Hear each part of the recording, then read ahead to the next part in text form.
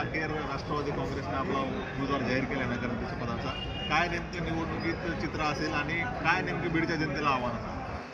बीड नगरपालिकेच्या निवडणुकीच्या अनुषंगानं अध्यक्षपदाचा जो उमेदवार आहे अनुसूचित जाती जमातीची जी महिलांसाठी राखीव आहे त्यामध्ये राष्ट्रवादी काँग्रेस पार्टी आणि शिवसेनेच्या वतीनं जो उमेदवार या ठिकाणी देण्यात आलेला आहे ते आमच्या स्मिताताई जाहीर केलेली आहे.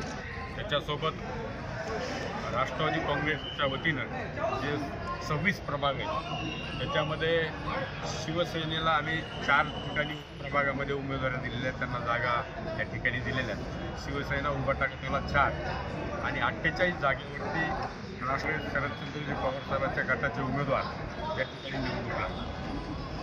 मोठ्या घडामोडी विरोधी पक्षात घडल्यात, ऐनवेळी फूट पडली राष्ट्रवादी काँग्रेसमध्ये कसं पाहताय? मोठी संधी मिळाली यामुळे राष्ट्रवादी काँग्रेस. हे पहा कसं आहे, नगरपालिकेची निवडणूक आम्ही विकासाच्या मुद्द्यावरती या ठिकाणी लढवतो.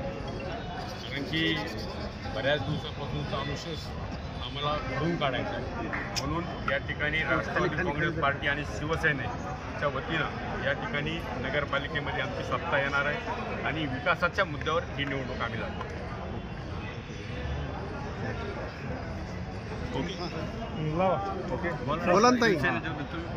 काय सांगाल ताई, पक्षानं तुम्हाला संधी दिली आहे, बीडच्या नगराध्यक्षपदाची उमेदवारी दिली आहे, काय नेमकं बीडच्या विकासासाठीचं विजन तुमच्याकडे आहे? आम्ही 30 वर्षापासून नगरसेवक आहे, त्याच्यामुळं आम्हाला अनुभव आहे.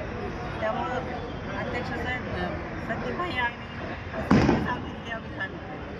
आपण जर पाहिलं तर 30 वर्षापासून तुम्ही नगरसेवक आहे म्हणताय, काय नेमका बीडचा विकास झाला या काळात आणि काय बाकी आहे? सध्याचा वाढचा विकास मला माहिती आहे, शहराचा विकास आम्ही करू जर तुम्ही संधी दिली तर. काय बीडच्या जनतेला काय आव्हान असेल? काय आव्हान कराल बीडच्या जनतेला? आम्ही विकास करू. उगर बातम्या न्यूज और दिव्य न्यूज बीड, सच्ची खबरों के लिए सब्सक्राइब जरूर करें.